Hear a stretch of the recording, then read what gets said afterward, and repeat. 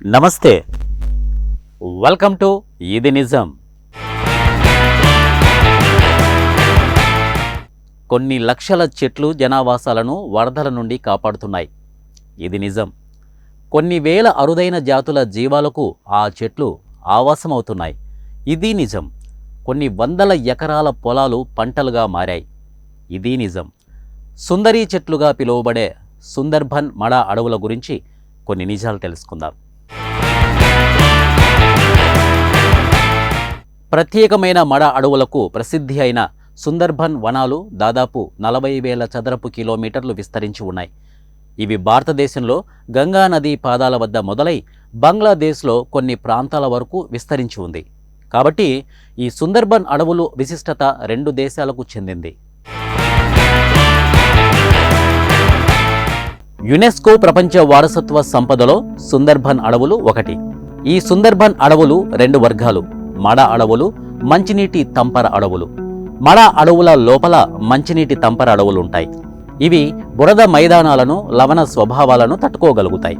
అరుదైన జాతులు ఈస్టూరియం ముసలి, రాయల్ బెంగాల్ టైగర్, నీటి మానిటర్ బల్లి, గంగా డాల్ఫిన్, ఆలివ్ రిడ్లీ తాబేలు లాంటి అరుదైన జాతులకు నిలయం సుందర్బన్ ఫారెస్ట్.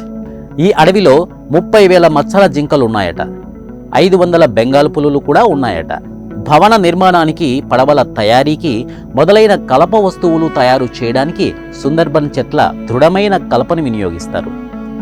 బ్రహ్మపుత్ర, కలకత్తాకు నాటు పడవలు, స్టీమర్ల ద్వారా రవాణా సౌకర్యం కల్పిస్తారు. సుందర్బన్ అడవుల్లో మడ అటవీ ప్రాంతంలో కొద్ది నీరు మాత్రమే ఉంటుంది. ఆ నీరు కూడా ఉప్పగా ఉంటుంది. కానీ వర్షపు చినుకు పడగానే ఉప్పు నీరు మంచినీరుగా మారిపోతుంది. ఇది ఒక ప్రత్యేకమైన అంశంగా భావించవచ్చు.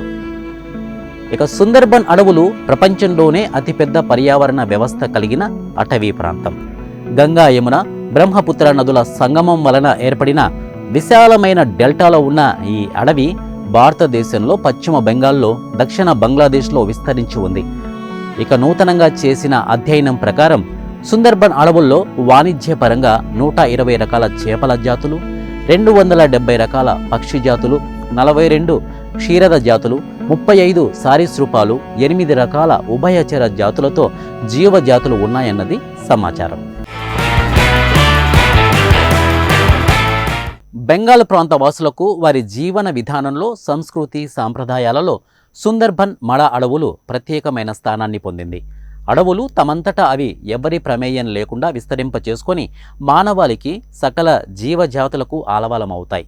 కానీ మానవుడే తన స్వార్థం కోసం అడవులను వాడుకుంటున్నాడు. ఇక సుందర్బన్ కూడా మనిషి స్వార్థానికి బలయ్యి తన పరిధిని కుదించుకుంది. భావితరాల వారు దీనివల్ల నష్టపోతారు అన్నది ప్రపంచమెరిగిన సత్యం. ఇది నిజం. సో సుందరీ చెట్లతో తన సామ్రాజ్యాన్ని విస్తారం చేసుకున్న సుందర్బన్ అడవి మన దేశానికి, బంగ్లాదేశానికి రక్షక కవచం లాంటిది. ఇది నిజం.